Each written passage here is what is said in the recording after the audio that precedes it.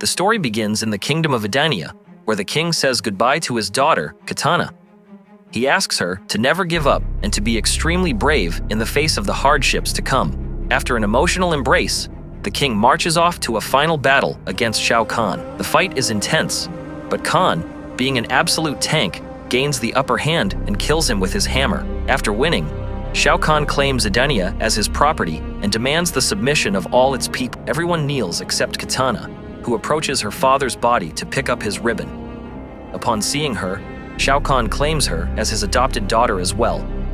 With no chance to resist, Kitana accepts and puts on the ribbon. Years later, Kitana is now a young adult and trains alongside Jade, one of Shao Kahn's allies. Although Jade proves to be superior in combat, Kitana manages to subdue her using her ribbon. Despite their rivalry during training, the two grew up together and consider each other almost like sisters.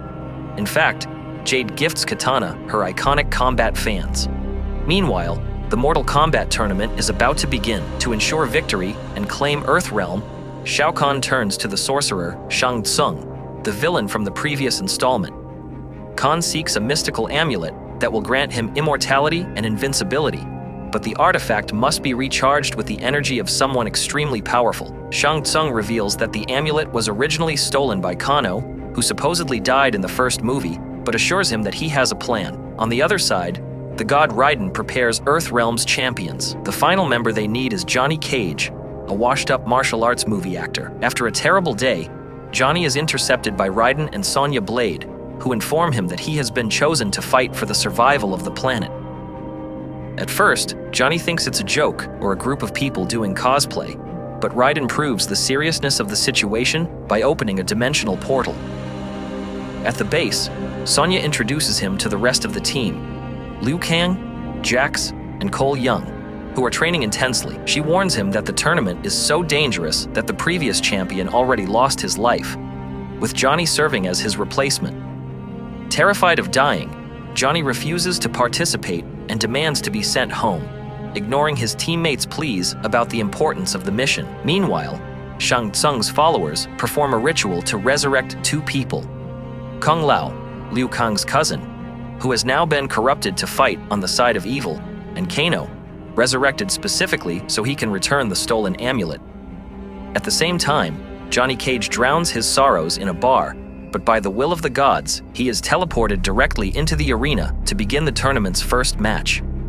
In the enemy camp's preparations, Kano hands over the amulet in exchange for having his cybernetic eye regenerated. Kitana offers to bring the artifact to her father, but is instead sent directly into the arena. The first fight is Kitana versus Johnny Cage.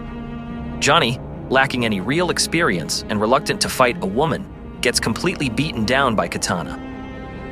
Although Shao Kahn orders her to execute him, she stops when Johnny falls unconscious, granting Outworld the tournament's first victory. In the next round, Sonya Blade faces one of Shang Tsung's allies, capable of generating shockwaves with her voice.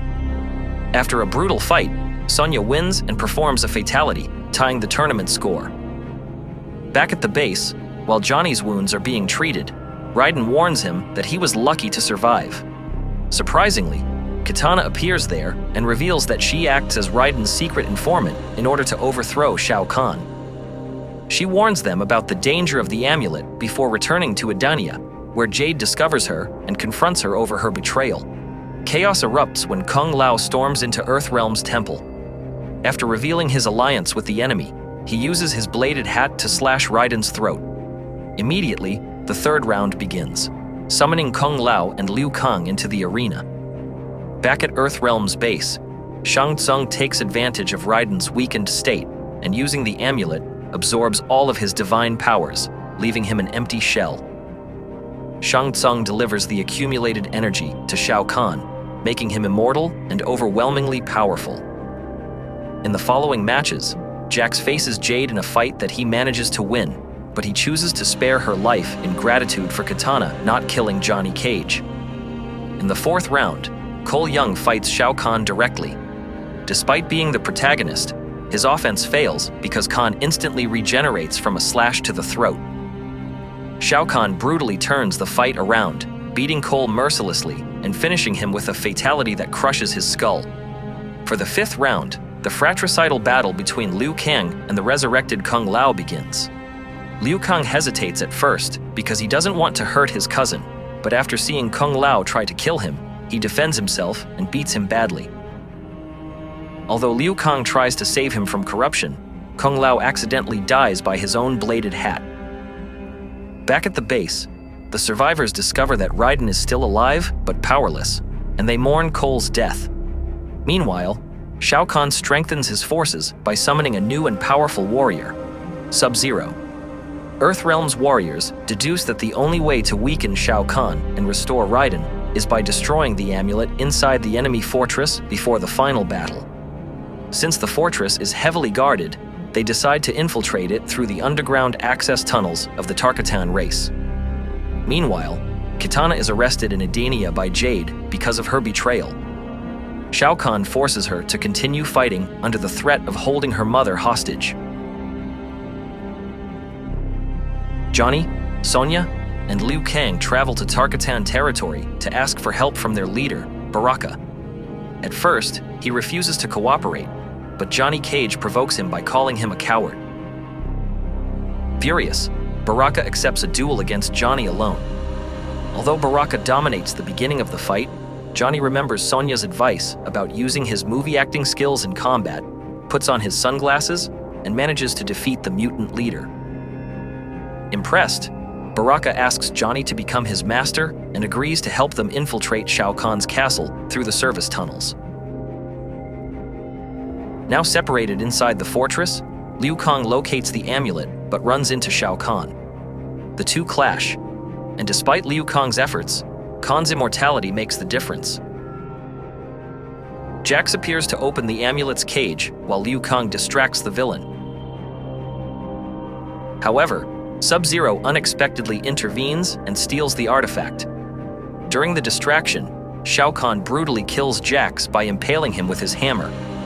With Earthrealm's side suffering heavy losses, Liu Kang and Sonya are brought into the arena for the final battle. At that moment, Kano decides to betray Shao Kahn and return to the side of good simply because he's tired of Outworld and wants to return to Earth. Kano and Johnny reunite with the weakened Raiden, and Kano reveals that Sub-Zero took the amulet to the Netherrealm. Using his remaining energy, Raiden opens a portal to send them there. In the Netherrealm, they encounter Scorpion, who initially refuses to help them. However, after Kano informs him that Sub-Zero has returned to life, Scorpion becomes enraged and agrees to guide them. At the same time, Jade asks Shang Tsung to send her to the Netherrealm as well in order to keep watch over the amulet. There, the final confrontation takes place. Scorpion, Johnny, and Kano fight against Sub-Zero and his army of shadows. After intense battles, Johnny manages to snatch the amulet away from Sub-Zero, but they have no idea how to destroy it. Meanwhile, in the main arena, Shao Kahn brutally beats Liu Kang and Sonya, who are only trying to buy time. Sonya takes advantage of a moment of distraction to free Kitana from her chains. Shao Kahn gravely stabs Liu Kang. Before fading away, Liu Kang states that his destiny was not to defeat him, but to fulfill a greater purpose. With the rest of the team fallen, Kitana steps forward to continue the battle against her adoptive father. In the Netherrealm, Sub-Zero recovers the amulet by cornering Johnny. At that moment, Jade arrives, revealing that her supposed betrayal of Kitana was only a facade and that she had always been on her side. She immediately attacks Sub-Zero in an attempt to break the artifact. Shao Kahn heads toward Raiden's location to kill him once and for all. At the same time, in the Netherrealm, Scorpion, Jade, and Kano's laser beam attack the amulet simultaneously, but fail to even scratch it. Finally, Johnny Cage awakens a hidden energy thanks to the power of the script and performs a kick charged with immense destructive power, shattering the amulet into 1,000 pieces. The destruction of the artifact instantly restores all of Raiden's divine powers, allowing him to overpower Shang Tsung. At the same time, Shao Kahn loses his immortality in the arena. Kitana takes advantage of this moment of weakness and strangles him using her father's ribbon once and for all, formally freeing the kingdom of Adania from his tyranny. In the end, Kitana takes the throne as the rightful queen of Adania alongside her sister.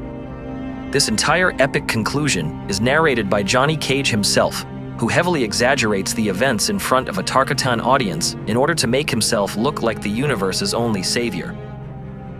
Raiden and the others appear to interrupt his story and ask him to stop making things up, reminding him that they worked together as a team.